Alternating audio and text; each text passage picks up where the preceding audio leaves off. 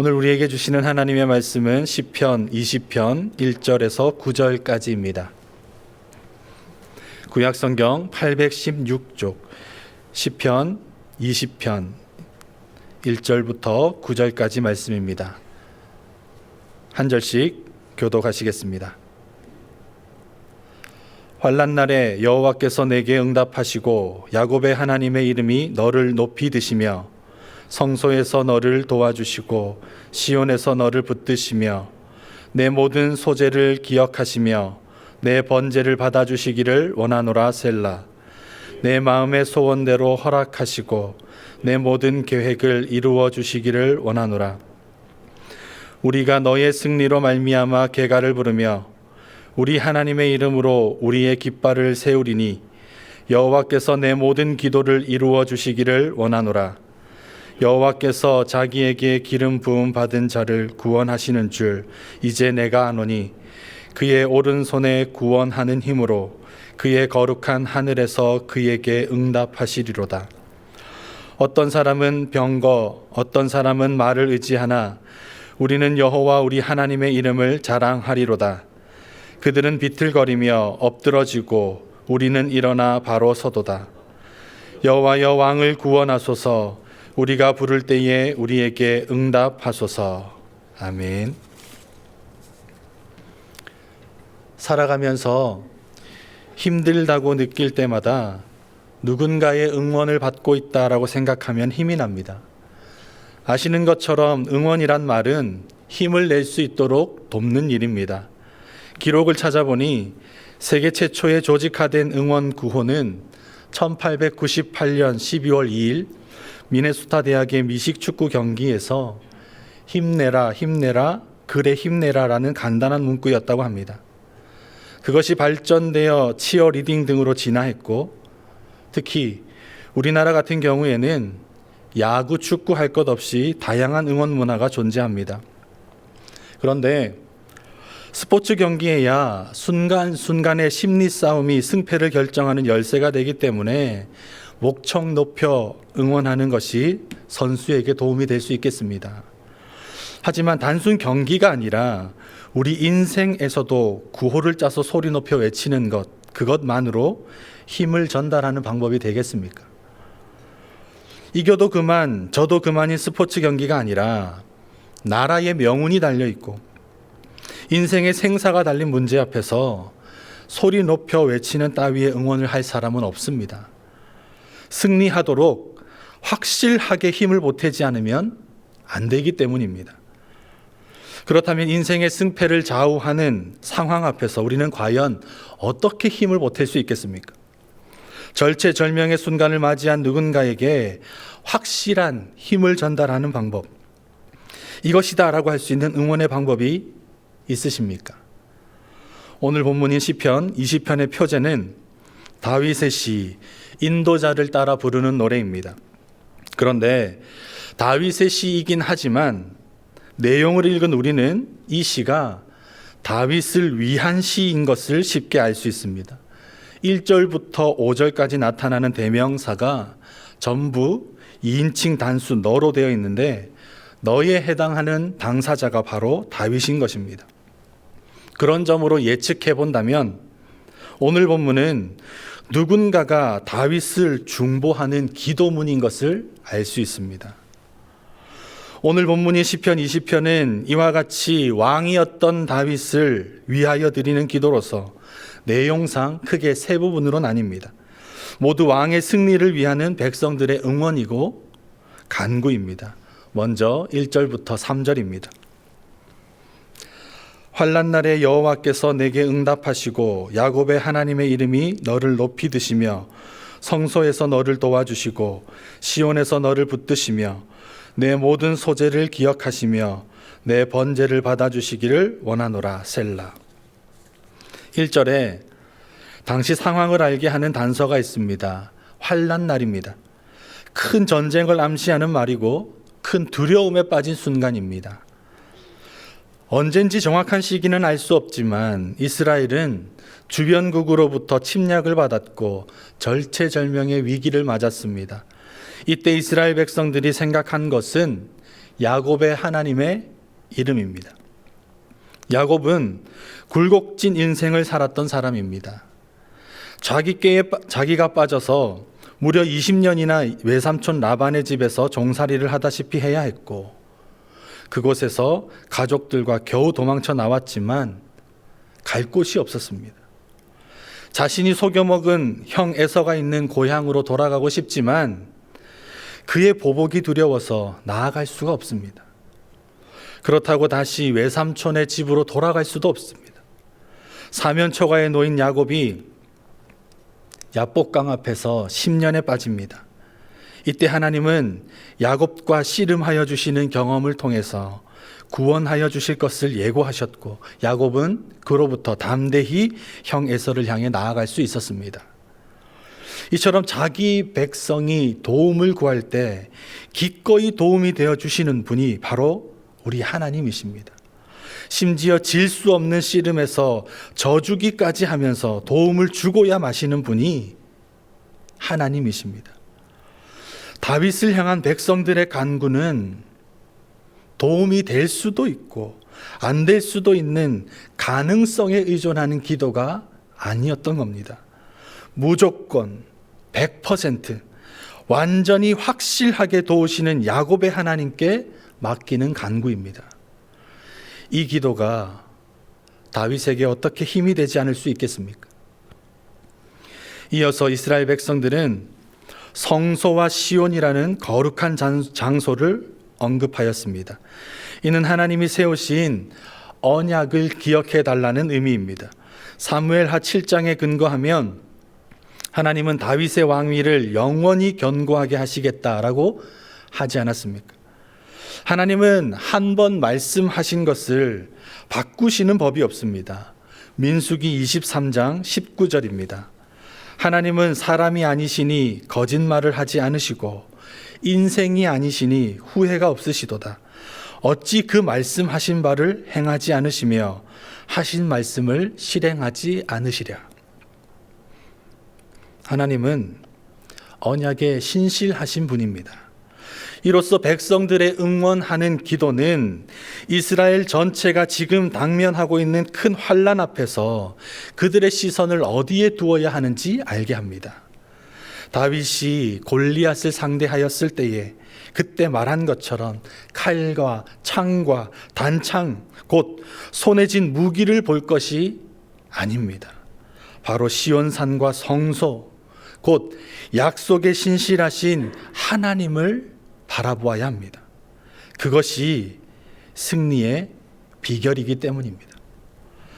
다윗은 지금까지 이 승리의 비결을 잘 지켜왔습니다. 감사한 일에는 소제로, 헌신할 일에는 번제를 드림으로 하나님께 철저히 예배를 드리는 사람이었습니다. 이처럼 하나님께 붙잡힌 바 된 다윗이었기에 아무리 강한 상대가 선다고 할지라도 승리는 다윗의 것이었습니다. 하나님과의 관계, 즉 예배가 인생의 승패를 결정하는 열쇠였던 것입니다. 이스라엘 백성들의 다윗을 응원하는 간구는 이제 점점 더 직접적으로 이어집니다. 4절에서 6절입니다. 내 마음의 소원대로 허락하시고 내 모든 계획을 이루어 주시기를 원하노라. 우리가 너의 승리로 말미암아 계가를 부르며 우리 하나님의 이름으로 우리의 깃발을 세우리니 여호와께서 내 모든 기도를 이루어 주시기를 원하노라. 여호와께서 자기에게 기름 부음 받은 자를 구원하시는 줄 이제 내가 아노니 그의 오른손에 구원하는 힘으로 그의 거룩한 하늘에서 그에게 응답하시리로다. 다윗의 소원은 간단합니다. 전쟁에서 자기가 이기는 것입니다. 그런데 다짜고짜 자기가 이기게 해달라고 간구하는 것은 한편으로 민망한 일이지 않겠습니까? 마치 자기 야욕을 드러내는 것처럼 보이기 때문입니다. 하지만 다윗이 그것을 꿈꾸어도 되는 것은 자기의 승리가 아니라 자기와 연결된 이스라엘의 승리며 나아가서는 그것이 하나님의 승리로 이어지기 때문입니다. 다윗은 언제나 하나님 나라를 꿈꾸었고 하나님의 영광을 바랐습니다. 그래서 그의 백성은 자신 있게 다윗의 승리를 직접적으로 간구할 수 있었습니다. 간혹 우리가 누군가의 성공을 위해 기도할 때에 민망한 지점이 발생합니다. 그의 진심이 하나님을 향해 있지 않음에도 성공하기만을 바라는 때가 그렇습니다. 우리는 주술적인 태도로 신앙생활 하지 않습니다. 마냥 잘 되는 것만을 목적하며 살지도 않습니다. 우리의 꿈은 언제나 하나님의 영광과 그의 나라가 이루어지는 일입니다. 그 일은 때로 우리의 실패를 통해서도 일어날 수 있고 우리의 슬픔과 고통을 통해서도 빚어질 수 있습니다. 다만 우리가 바라는 것은 청결한 꿈을 꾸는 것, 온전한 계획을 갖는 것입니다. 우리에게 다윗처럼 청결한 꿈과 계획이 있어서 바른 일을 도모하여야 우리를 응원하며 기도하는 사람들, 그 사람들이 부끄럽지 않게 됩니다. 2025년 새해가 밝았습니다. 올해 우리가 가진 계획은 무엇이고 그 꿈은 어떻습니까? 누군가 우리를 응원하며 하나님께 저의 꿈이 이루어지게 도와주십시오라고 기도한다고 할 때 우리는 그 기도를 부끄럽지 않게 할 꿈을 꾸고 있습니까? 올해 우리 교회의 표어는 잡힌 바 된 그것을 잡으려고입니다. 세상은 우리에게 화려한 삶에 대한 욕구를 심어주고 이를 윽박지르며 잡으라고 종용합니다. 그것을 이미 잡은 사람에게는 또한 그것을 지키는 일이 인생의 성공이라고 부추기기까지 합니다. 그러나 바울이 그랬듯 다윗도 스스로 왕이 되고자 결심한 적이 없었습니다. 오직 주님 주신 자리에서 최선을 다하며 그분을 기쁘게 하는 것, 그것만을 꿈꾸며 살다 보니 왕이 되어 있었습니다. 우리의 꿈과 바람은 그것입니다. 나를 사로잡아 주신 우리 각자의 자리에서 우리를 있게 하신 하나님의 영광을 위하여 내 삶을 산 제물로 주님께 헌신하여 드리며 우리의 살아가는 일상이 작은 하나님의 나라가 되게 하는 것, 그것이 우리의 꿈이어야 하지 않겠습니까? 우리가 이 같은 일을 꿈꾸고 산다면 우리의 꿈을 이루게 해달라는 응원의 기도는 결코 부끄럽지 않을 것입니다.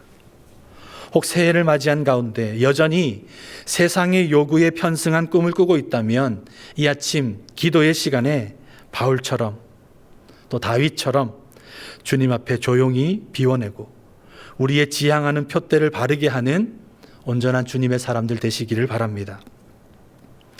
이제 이스라엘 백성들의 응원은 승리에 대한 확신으로 나아갑니다. 7절에서 8절입니다. 어떤 사람은 병거, 어떤 사람은 말을 의지하나 우리는 여호와 우리 하나님의 이름을 자랑하리로다. 그들은 비틀거리며 엎드러지고 우리는 일어나 바로 서도다. 일시적인 승리, 일회적인 승리를 원한다면 병거와 말로 대표되는 가용할 수 있는 무기에 의존하면 됩니다. 하지만 이건 이스라엘 백성들도 알고 있고 다윗도 아는 그저 잠깐 승리하는 비결일 뿐입니다. 일전에 드보라가 사사였던 시절에 한 번은 이스라엘의 가나안 왕 야빈이 철병거 900대를 동원해서 침략한 적이 있었습니다. 철병거가 무려 900대였습니다. 강력한 무기를 도무지 당해낼 재간이 없었던 이스라엘은 그로부터 죄를 끊고 하나님께 부르짖기 시작했습니다. 하나님은 이때 드보라와 바락을 통해 이스라엘에 승리를 주셨는데 이스라엘을 이기게 하신 방법이 참 기묘합니다. 훗날 드보라는 전쟁에서 이긴 후에 하나님께 올려드린 찬양에서 이런 가사를 읊조렸습니다. 사사기 5장 4절입니다. 여호와여, 주께서 세일에서부터 나오시고 에돔들에서부터 진행하실 때에 땅이 진동하고 하늘이 물을 내리고 구름도 물을 내렸나이다. 철병거 900대를 앞세워 일시적인 승리를 구가하고 있던 가나안 왕 야빈에게 하나님께서는 땅을 진동하게 하셨습니다. 지진을 일으켜 땅이 끊어지게 하셨다는 말입니다. 또 하늘이 물을 내리고 구름도 물을 내립니다. 예기치 않게 엄청난 비가 쏟아져 땅이 질퍽해졌다는 뜻입니다. 그러니까 철병거 900대는 순간 무용지물이 되었습니다. 당대의 핵무기라 할 만한 가공할 무력이었지만 하나님 앞에서는 무용지물이었습니다. 이것이 무기가 아닌 주님의 이름을 자랑할 이유입니다. 종합해 볼 때 이처럼 언약을 기억하며 바르게 예배하는 사람에게, 그리고 바른 꿈을 가지고 바른 지향점을 가진 사람에게, 또 일시적 승리가 아니라 영원한 승리자이신 하나님의 이름만을 자랑하는 자에게 어떻게 하나님께서 도우시지 않겠습니까? 비록 엄청난 군대가 침략하여 있는 국난의 상황이지만 이스라엘 백성들은 두려워하지 않습니다. 다만 이스라엘 공동의 운명을 짊어진 다윗 왕을 위하여 그의 승리를 염원하고 또 확신하며 담대하게 기도로 응원할 뿐입니다. 9절입니다. 여호와여 왕을 구원하소서. 우리가 부를 때에 우리에게 응답하소서. 하나님을 의지함이 승리의 비결인 줄 알기에 백성들은 왕을 향하여 확실한 응원을 하였습니다. 스포츠 경기처럼 이겨도 그만 져도 그만인 상황이 아닙니다. 그래서 확실한 힘을 보태야 합니다. 왕이 승리하게 할 확실한 응원의 방법, 그것은 기도뿐입니다. 여호와여 우리 왕을 구원하소서, 여호와여 우리에게 응답하소서라는 이 짧은 외침이 잡힌 바 된 것을 잡으려고 몸부림치는 사람들의 가장 강력한 응원입니다. 이 응원의 기도로 하나님께서 그의 오른손에 구원하는 힘으로 대신 싸워줄 것이 분명하기 때문입니다. 우리 앞에 기도할 일이 산적한 요즘이지 않습니까? 나라 안의 소요와 큰 사고로 슬픔에 잠긴 사람들을 위해 응원이 간절히 필요한 때입니다. 어떻습니까? 그저 힘내자는 구호로 응원하시겠습니까? 아니면 우리에게 가장 확실한 능력이 되는 하나님께 간구하는 기도로 응원하시겠습니까? 바라기는 부디 위정자들을 위해서, 그리고 슬픔을 당한 이웃들을 위해 함께 기도하십시다. 잡힌 바 된 것을 잡으려는 우리에게는 기도보다 큰 힘이 없다는 것을 기억하면서 가장 확실한 힘을 보태는 지혜로운 주님의 사람들이 다 되시기를 예수님의 이름으로 축복합니다. 기도하시겠습니다.